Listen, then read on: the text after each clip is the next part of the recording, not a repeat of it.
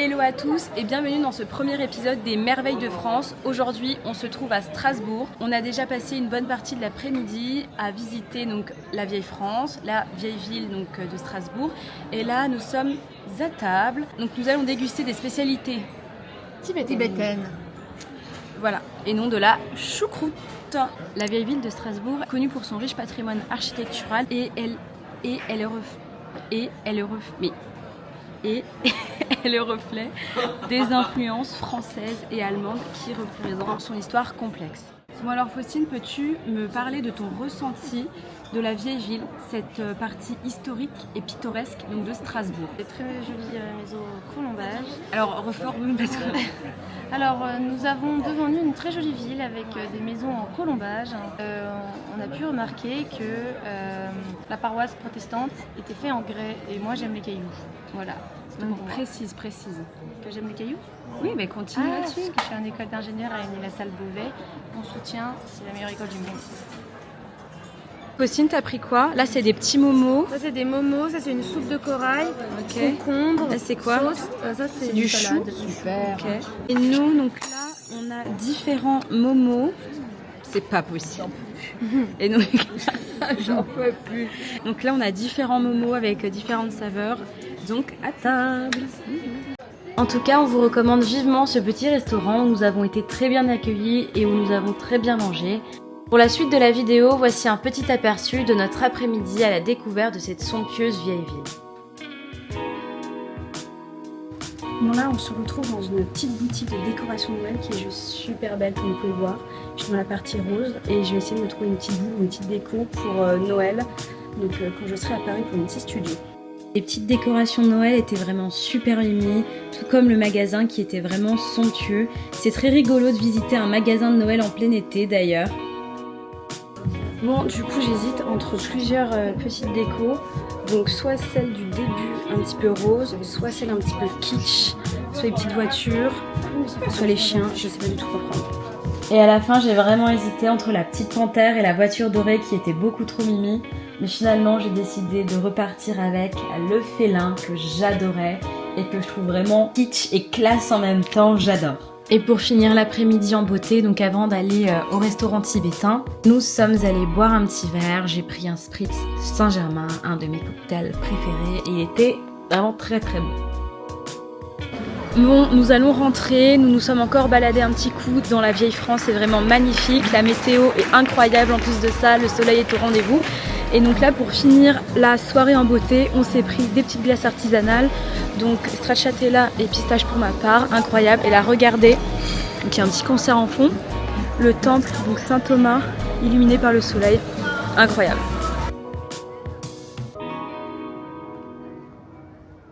L'église Saint-Thomas est l'une des églises les plus emblématiques de Strasbourg, réputée pour son importance historique, son architecture gothique et son rôle central au sein de la communauté protestante. Construite entre le XIIIe et le XVIe siècle, elle est considérée comme étant une cathédrale luthérienne, ayant été le témoin de nombreux événements marquants, notamment la réforme protestante, devenant ainsi un centre du luthéranisme dans la région. Aujourd'hui, Saint-Thomas est aussi un lieu de mémoire et de réflexion sur les relations entre les différentes religions, en particulier entre catholiques et protestants. Elle incarne donc l'esprit d'ouverture et de dialogue qui fait de Strasbourg un véritable carrefour des cultures et des confessions religieuses. Hello à tous, Mère Soleil est de retour avec son couvre-chef et son peignoir. Je sors de la douche. Donc là, on se réveille tranquillement dans le haras. On va se préparer pour aller bruncher et pour ensuite aller découvrir la ville de Strasbourg. Au niveau du programme, on va essayer d'aller donc découvrir les principaux monuments, les musées et on va se balader donc tranquillement dans les rues de Strasbourg. Bon, nous sommes au petit déjeuner, j'ai pris du salé, du sucré, je vais me régaler. Faustine, t'as pris quoi? Des fruits, du granola, du yaourt, le café au lait bien sûr. Des saucisses, des pretzels. Miam miam miam. Donc on prend des forces puisque nous allons nous balader toute la journée.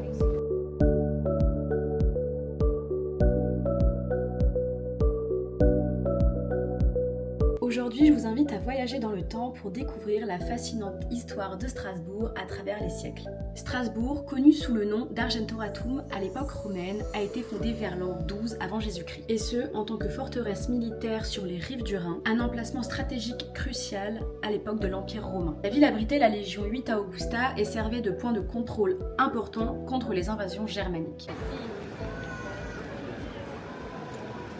Donc après la chute de l'Empire romain, Strasbourg, connu sous le nom d'Argentoratum, est donc passée d'une forteresse romaine à une cité médiévale. Prospère et influente, la ville est donc devenue au cours des siècles un centre culturel et religieux très important.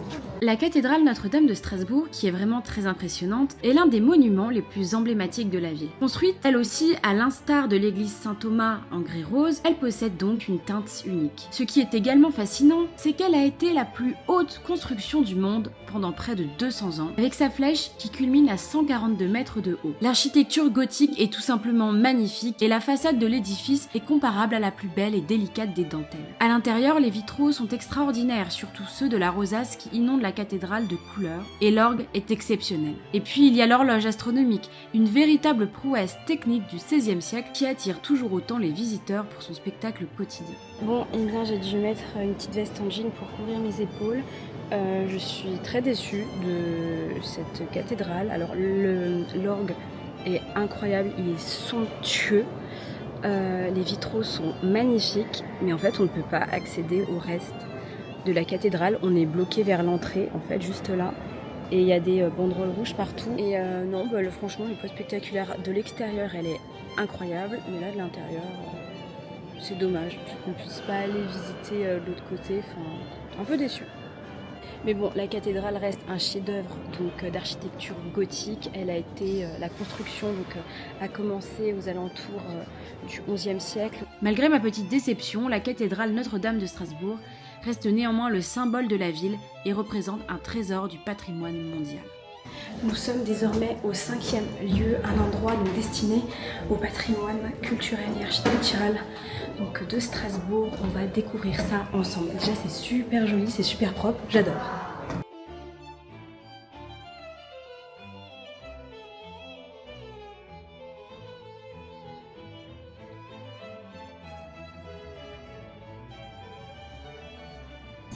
Prêt à charger votre navire. Quelles sont les marchandises attendues? Chargées au port d'Austerlitz en 1900. Uranium, charbon céréales, graisse baleine. Charbon céréales? Oui. Bravo, vous êtes l'un des meilleurs capitaines du bateau à vapeur. J'adore, c'est trop bien. Donc là en fait on est sur un petit... comment ça s'appelle maintenant? Une tablette tactile géante où on doit placer donc différents types de bateaux avec différents types de marchandises sur des points clés donc situés sur l'écran et ensuite on doit répondre à des questions voilà, puis ils nous disent si on a juste ou on a tort et dans quel cas moi j'ai réussi et donc je suis un très bon capitaine. Est-ce que tu es fière de moi? Bravo Claire, comme d'habitude. La ville offre à ses habitants un espace de vie assez remarquable et formidable qu'on est en train de découvrir pour ce week-end. En effet, dans la vieille ville de Strasbourg, il est très agréable de s'y balader. L'architecture est vraiment magnifique et l'atmosphère est également très sympa. Donc voilà, on découvre Strasbourg petit à petit et en tout cas c'est une formidable découverte. Et donc ce lieu dédié à l'histoire de la ville et à son patrimoine est juste à côté de la cathédrale Notre-Dame, donc sur la place, je me suis cognée contre la vitre, qui est juste derrière moi, bon on la voit pas. Bon là c'est très sympa parce que je suis devant des représentations, des maquettes des différents lieux religieux de la ville. Je vais vous les montrer. Donc ici on a la cathédrale Notre-Dame, l'église protestante Saint-Thomas, l'église protestante Saint-Paul, la synagogue de la Paix, une église catholique, voilà de la très sainte Trinité et la grande mosquée de Strasbourg. Donc là on est sur le terrain de jeu de la ville, c'est super sympa, il y a des dessins, il y a des jeux d'enfants, c'est trop cool, regardez. Et donc là, avec maman, on essaye un jeu, c'est une construction qui est super drôle. Et donc, faut viser, faut mettre un panier sur une croix, je vais vous montrer, regardez. Donc le panier qui était là. Mais non, c'est pas ça. Si. Et là, il faut que tu vises. Ah non, c'est pas ça. Quelque part.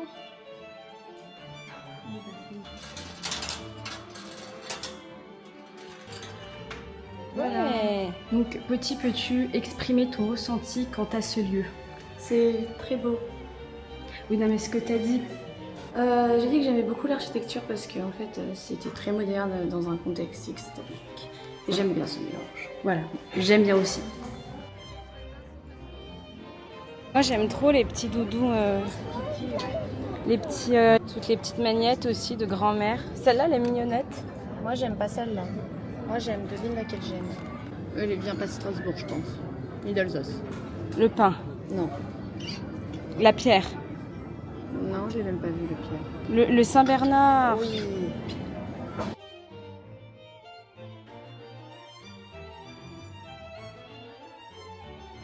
Pour la deuxième partie de cette journée, nous allons visiter le musée d'art contemporain de la ville et nous allons également essayer de trouver un petit endroit pour prendre le goûter. Let's go! Donc là, nous passons devant la Cité de la musique et de la danse de Strasbourg, donc juste derrière moi. C'est un complexe architectural assez drôle. Alors Faustine, la pro de la pierre et des cailloux, peux-tu me dire en quel matériau a été construit ce bâtiment pour les pierres rouges?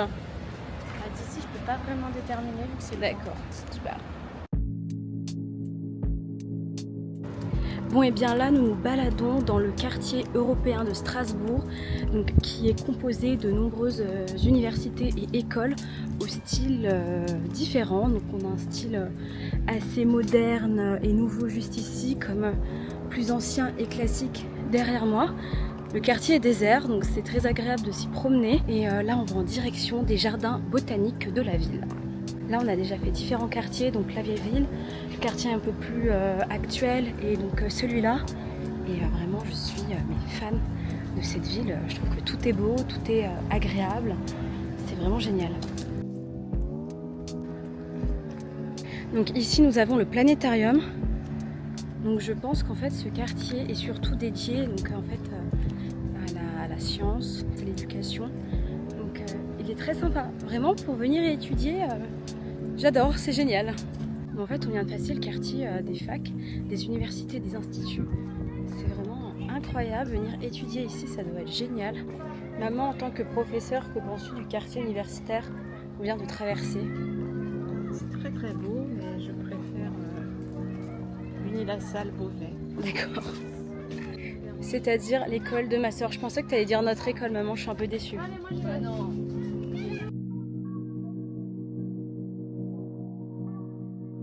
On se retrouve donc au jardin botanique de Strasbourg sous un figuier géant. Les feuilles font la taille de ma tête, typiquement. Le jardin botanique de l'université de Strasbourg est un espace verdoyant au cœur de la ville. Créé en 1619, il est le deuxième plus ancien jardin botanique de France. Après l'annexion de l'Alsace-Lorraine, il déménage en 1884 au cœur du campus historique de la Neustadt. Aujourd'hui, il s'étend sur 3,5 hectares et abrite plus de 6000 espèces végétales du monde entier. Ce jardin est un lieu de recherche, d'enseignement et de conservation, tout en offrant aux visiteurs et aux étudiants un espace de détente au milieu de la ville. Donc là, on s'est posé pour prendre le goûter chez Jo Citron, avec une petite citronnade pour ma part. Ensuite, moi j'ai pris un petit cookie pistache praliné. Maman, donc un trompe-l'œil citron et Faustine. Macaron framboisetti. Voilà, super. Miam, miam, miam. Bon, et bien nous venons de rentrer à l'hôtel après une journée exténuante. Il n'est que 16h30, mais on est déjà cuite. Là, on va se poser un petit peu devant les JO, histoire de reprendre des forces une fois de plus, entre les gâteaux de tout à l'heure et là. Et ensuite, on va aller au spa. Donc, une fin d'après-midi plutôt très sympathique. Et on va voir ce qu'on va faire ce soir. On se trouve dans l'ancienne carrière des Haras.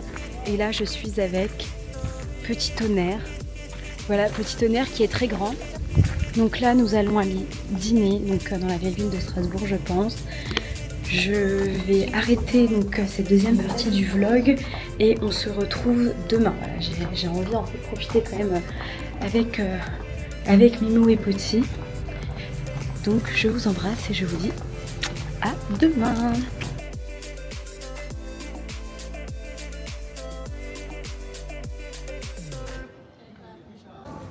Je suis avec mon ami Jean-Sébastien Bach, derrière moi.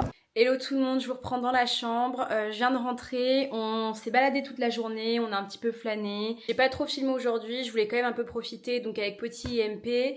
Surtout qu'elles m'ont dit à plusieurs reprises que sortir ma caméra était un petit peu embêtant, un petit peu chiant. Donc j'ai fait un effort aujourd'hui. Mais dans tous les cas, vu qu'on a flâné, on n'a pas fait grand chose d'exceptionnel, donc il n'y avait pas grand chose à montrer. On a testé deux nouveaux coffee shops, enfin deux nouveaux, mais deux coffee shops de la ville, très sympas, donc chez Tonton Gâteau, chez Madame Julia et hier chez Jaune Citron, donc vraiment des adresses super sympas où on mange super bien. Finalement, au lieu d'y aller hier, on est allé visiter donc le musée d'art moderne, le musée d'art contemporain donc de Strasbourg qui était gratuit, donc jour exceptionnel puisqu'ils ont eu un petit souci au niveau de la caisse, ils pouvaient pas rendre la monnaie et je crois que le TPE ne fonctionnait pas, donc franchement un coup de chance. Dans l'ensemble c'était super sympa, le bâtiment est vraiment cool, il est très grand, mais je trouve que l'espace est pas assez occupé, enfin c'est assez perturbant. Donc il y avait une partie de la galerie qui était dédiée aux 150 ans de l'impressionnisme, donc une collaboration avec le musée d'Orsay, donc il y avait des œuvres évidemment incroyable. Donc il y avait du Monet, il y avait du Signac et d'autres œuvres. J'adore cette période, c'est vraiment une de mes préférées. Il y avait également des œuvres un petit peu plus récentes, un peu plus modernes, donc avec des œuvres de Kandinsky par exemple. Et toute la partie plus art contemporain, donc comme à chaque fois quand je vais voir un musée comme ça me retourne un peu l'estomac. Je suis vraiment pas fan de cet art-là. Ma mère non plus. Ma sœur a aimé deux, trois œuvres présentées, puisqu'elle était rattachée à toute une dimension en fait liée aux pierres, aux cailloux, etc. Et vu qu'elle a fait ses études là-dedans, bon évidemment elle a aimé. Pour aller au musée d'art moderne, nous sommes passés par le barrage Vauban. Un pont écluse classé monument historique est construit à la fin du XVIIe siècle par l'ingénieur Jacques Tarade sous la direction de Vauban. Initialement conçu pour défendre la ville en inondant les terres environnantes, il est aujourd'hui un lieu très visité car offrant un joli panorama sur la vieille ville. À l'intérieur se trouvent également des statues et des moulages en plâtre des statues de la cathédrale et c'est très impressionnant d'en voir en vrai. Bon alors ce soir on déguste des petites tartes flambées. Pour ma part c'est donc au Münster et maman c'est une traditionnelle. Bon du coup pour finir la soirée on a repris une petite boule de glace et ce matin on est allé dans cette boutique pour acheter donc des petits rouleaux à pâtisserie juste ici et voilà et un petit torchon. Donc voilà, là on se rebalade à nouveau dans la rue. Au niveau de la gastronomie en Alsace, en particulier à Strasbourg, maman se moque de moi, j'en ai marre. Au niveau des spécialités alsaciennes, franchement le choix il est incroyable. J'ai encore dit incroyable. Donc au niveau des spécialités, le choix il est quand même assez impressionnant. Entre donc les tartes flambées qui sont juste divines, donc les classiques ou celles au Münster. Je peux mourir pour ça. Maman, avec la choucroute, vous avez pris quoi? Un jarret grillé. Ah, un jarret grillé énorme. Enfin, en tout cas, il y a de quoi faire, c'est juste génial. Quels que soient les endroits, en fait, on a trouvé de la qualité. Ce Oui. qui n'est pas le cas dans toutes les Et villes. quand on y va de manière aléatoire, sans forcément réserver. Voilà, c'est ça. Voilà, donc ça soit dans les mais restos c'est un peu vraiment- tradis Ah, ou un peu plus modernes ou comme Non, non, la mais cuisine c'est tibétaine vraiment, justement mais on hier. avait déjà eu un avant-goût à Colmar, c'est un peu le même type de cuisine. Ouais. Ils font très bien la cuisine en Alsace. Exactement, les Alsaciens, vous êtes les rois de la Incroyable. cuisine, vous êtes incroyables. Nous, on est super contents d'aller visiter le Parlement européen. On a nos petits badges. Là, on va aller au 13e étage voir apparemment une très belle vue. Et c'est assez impressionnant d'être ici puisque ça reste un lieu quand même assez mythique qui représente la réconciliation entre deux pays après la guerre. Donc c'est assez particulier, donc trop hâte de le visiter. Si le Parlement européen a été installé à Strasbourg, cela est en raison de son symbolisme fort de réconciliation entre la France et l'Allemagne après la Seconde Guerre mondiale, représentant donc l'unité européenne. Déjà choisi comme siège du Conseil de l'Europe en 1949, Strasbourg, avec son histoire de multiculturalisme et de dialogue, s'est imposé comme un lieu clé. Bon alors, pour toutes les personnes qui comme moi n'étaient pas au courant de l'histoire du Parlement européen, donc le bâtiment dans lequel on se trouve actuellement s'appelle le bâtiment Weiss, en mémoire à Louise Weiss, donc une journaliste, une pro-européenne engagée et une féministe donc qui a été députée européenne ici. Donc là derrière moi il y a une petite expo sur l'une des femmes les plus importantes du XXe siècle, une des plus grandes, une des plus merveilleuses, j'ai nommé Simone Veil. D'ailleurs, si vous ne l'avez jamais vu, allez voir le film Simone, donc qui retrace sa vie. C'est un film extrêmement important et touchant pour comprendre l'histoire de cette femme, mais également l'histoire des droits des femmes en France, mais également dans l'Union européenne. Au Parlement, il y est donc organisé des sessions plénières mensuelles jouant un rôle central dans la législation et la démocratie européenne et prenant des décisions qui influencent les 27 pays membres de l'Union européenne. Donc voilà, c'est super intéressant d'être venu jusqu'au-dessus puisqu'en fait au niveau du panorama on peut voir évidemment toute la ville de Strasbourg mais également les bâtiments importants et les édifices religieux. Merci à tous d'avoir regardé ce premier épisode des Merveilles de France, je suis super contente de l'avoir filmé. Strasbourg est vraiment une ville magnifique, allez la visiter. N'hésitez pas à écrire un commentaire, à laisser un j'aime et à vous abonner à ma chaîne. Je vous embrasse, on se dit à très vite pour la prochaine vidéo, à bientôt!